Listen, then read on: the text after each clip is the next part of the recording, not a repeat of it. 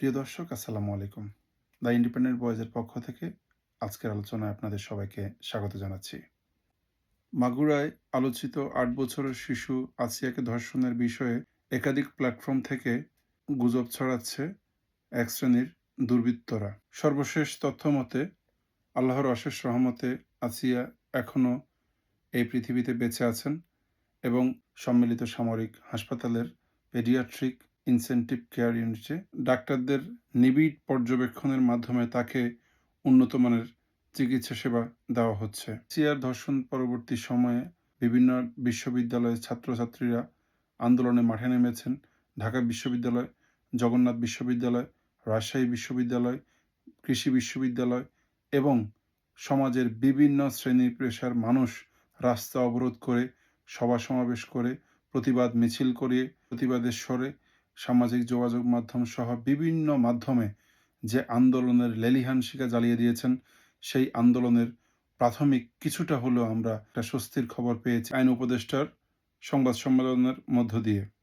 আইন উপদেষ্টা জনাব আসিফ নজরুল জানিয়েছেন, বিদ্যমান আইনে ধর্ষণের শাস্তি ১৮০ দিনের মধ্যে শেষ করার বিধান থাকলেও সেটাকে কমিয়ে ৯০ দিনের মধ্যে ধর্ষণের বিচার কার্যক্রম শেষ করতে হবে এবং ১৫ দিনের মধ্যে তদন্ত শেষ করতে হবে।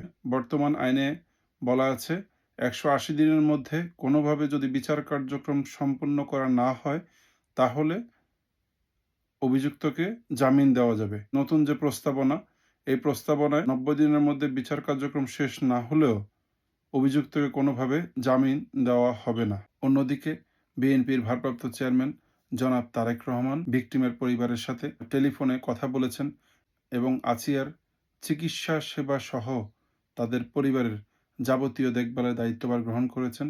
শুধু তাই নয়, তিনি আসিয়ার পরিবারের সুষ্ঠু বিচার নিশ্চিত হওয়ার জন্য ৫ সদস্য বিশিষ্ট একটি আইনজীবী প্যানেল গঠন করেছেন, যার যাবতীয় ব্যয়ভার তিনি নিজেই বহন করবেন।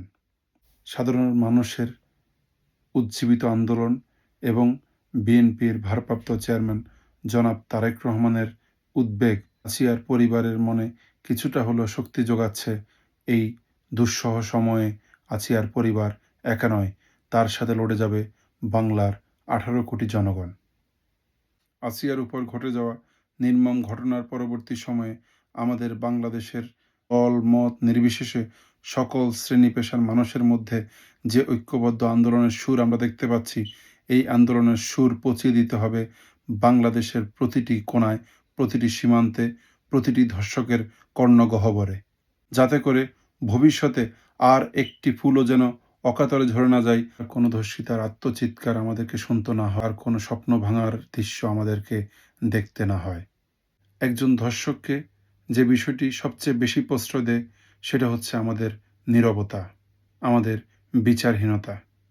২৪-এর আন্দোলনের মধ্য দিয়ে বাংলাদেশের মানুষের মাঝে এতটুকু বিশ্বাস জন্মেছে যে বাঙালি যদি ঐক্যবদ্ধ হয়, কোনো ধরনের দুঃশাসন, নিপীড়ন বাংলাদেশে হতে পারে না। বাংলার জনগণ যে কোনো পরিস্থিতিতে দেশের মানুষের উপর যে কোনো ধরনের নিপীড়ন ঐক্যবদ্ধভাবে প্রতিহত করবে। ঐক্যবদ্ধ জনগণ গড়ে তুলতে পারবে সুস্থ ধারার বাংলাদেশ।